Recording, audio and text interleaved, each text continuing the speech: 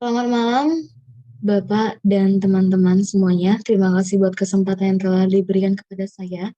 Di sini saya akan mempresentasikan laporan UAS dari mata kuliah kecerdasan buatan dengan judul topik dari pembahasan UAS yaitu metode supervised learning dan metode unsupervised learning. Sebelumnya, perkenalkan nama saya Ella Fani Kristiani Brusnolingga dengan NIM 1021214. Saya merupakan mahasiswa dari program studi Teknik Elektro Fakultas Teknologi Industri Universitas Pertamina. Pada presentasi kali ini saya akan membagi menjadi dua topik sesi. Yang pertama yaitu metode supervised learning. Sepertinya kita ketahui yaitu metode supervised learning merupakan pendekatan mechanical learning yang menggunakan data-data yang sudah diberikan label ataupun datasetnya sudah diketahui oleh perancangnya. Di mana pada metode supervised learning ini saya menggunakan judul data yang saya ambil dari internet yaitu dari Kaggle dengan judul Harga Rumah. Di sini saya akan menjelaskan terkait dengan coding yang digunakan dari metode supervised learning. Di sini sudah terdapat data di mana pada lembar ini saya membuka jendela dari Kaggle yaitu dari internet Kaggle dengan judul yang saya ambil yaitu Harga Rumah. Pada data ini sudah sangat jelas terdapat description file dan juga terdapat bidang data. Pada bidang data tersebut sudah sangat lengkap digunakan mulai dari load area, sell price, terus juga ada electrical, terus ada ininya. Dan pada data yang host price ini sudah cukup jelas sehingga saya pada data host price ini juga coding, dan di sini saya akan memilih salah satu dari saya download dan akan saya pindahkan ke Google Colabs. Sehingga setelah data dari Kaggle itu di-download, baru kita masuk ke Colab. Di sini sebelum kita menjalankan Colab tersebut, data yang sudah kita download tadi harus kita upload ke Colab supaya dia dapat teridentifikasi dengan cara membuka file terus mengupload file.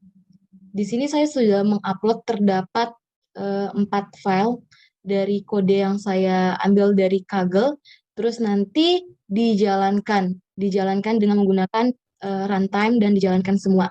Setelah dijalankan semua, kode-kode tersebut sudah jalan atau tidaknya itu dengan hijaunya.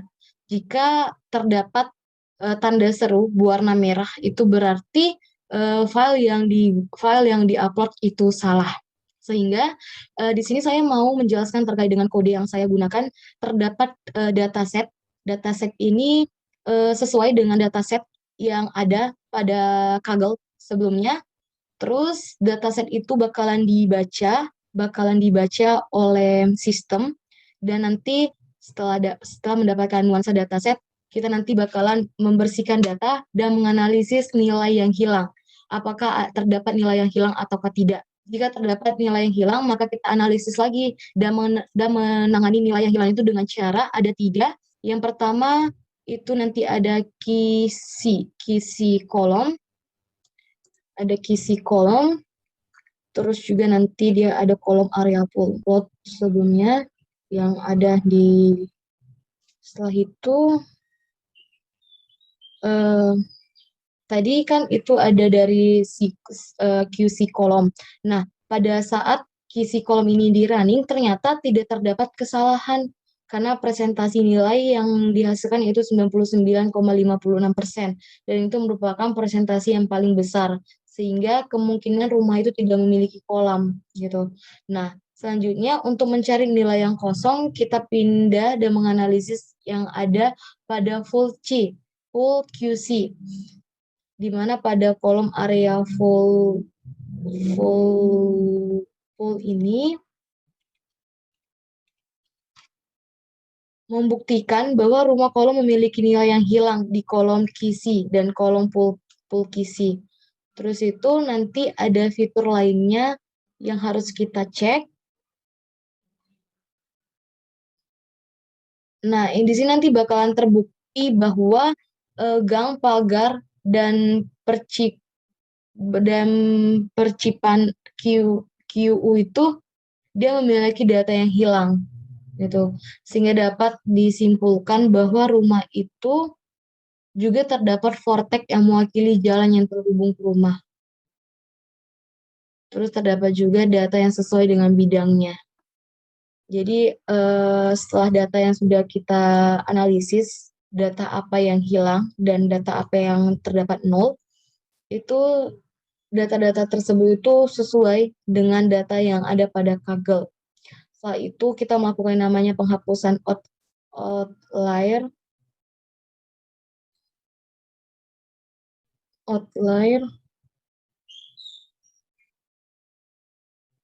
Terus juga nanti kita ada penghapusan beberapa kolom yang tidak penting. Dan penghapusan kolom yang tidak penting ini itu bertujuan untuk menghilangkan data-data yang tidak memiliki fungsi ataupun tidak mempengaruhi harga rumah ini gitu. Terus setelah penghapusan data baru kita akan menganalisis data dengan menggunakan beberapa teknik, yaitu yang pertama itu mendistribusikan variabel sasaran. Terus nanti ada yang namanya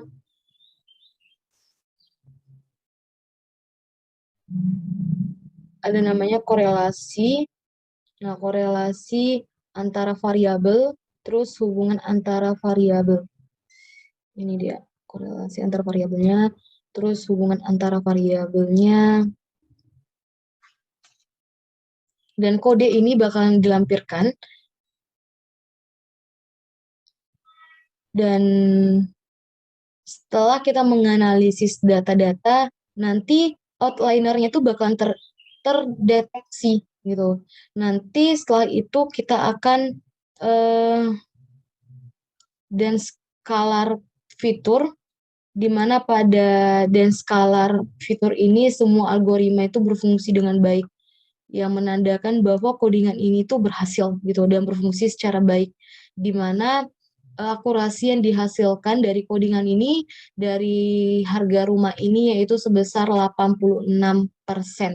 Dan berdasarkan dari akurasi yang didapatkan bahwa data ini merupakan data yang lengkap. Sesi yang kedua, yaitu saya ingin menjelaskan terkait dengan metode yang kedua, yaitu metode unsupervised learning. Seperti yang sudah saya jelaskan sebelumnya, di mana metode supervised learning itu menggunakan data yang sudah memiliki label. Namun pada metode unsupervised learning ini, algoritma yang menghasilkan dan mengidentifikasi datanya itu belum berlebar. Pada metode unsupervised learning ini, saya menggunakan judul data script pengelompokan mobil Cummins, di mana pada data tersebut juga saya mengambilnya dari internet, yaitu dari Kaggle. Di sini saya akan melanjutkan ke sesi yang 2, yaitu menjelaskan terkait dengan metode unsupervised learning. Pada metode yang kedua ini, saya mengambil data yaitu Cars Cummins Clustering Script, di mana datanya ini juga saya ambil dari Kaggle, dan sini tuh sudah sangat lengkap datanya. Datanya terdapat banyak kolom, yaitu yang termaksud dengan MPG, cylinders, HP, timer, dan lain-lain gitu.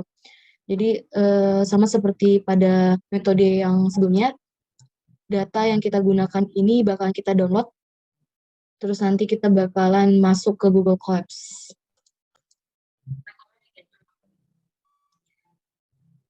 Baik, di sini saya sudah masuk ke Google Colab, di mana kita sebelumnya akan mengupload.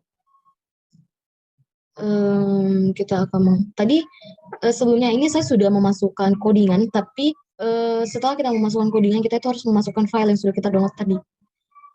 Jadi di sini kita buka download, terus kita ambil data yang diperlukan. Ini ada 3 data yang diperlukan. Terus kita upload, oke. terus kita pilih jalankan semua di runtime. Nah, dapat kita lihat bahwa checklist hijau ini menandakan bahwa codingan ini berhasil diupload di Google Colabs gitu. Jadi pada unsupervised learning ini saya mempunyai data yang sangat singkat namun benar-benar lengkap, di mana terdapat pembagian, yaitu terdapat library yang dapat digunakan itu ada 3. Yang pertama itu NumPy, Matplotlib, dan Pandas. Ini adalah library-nya.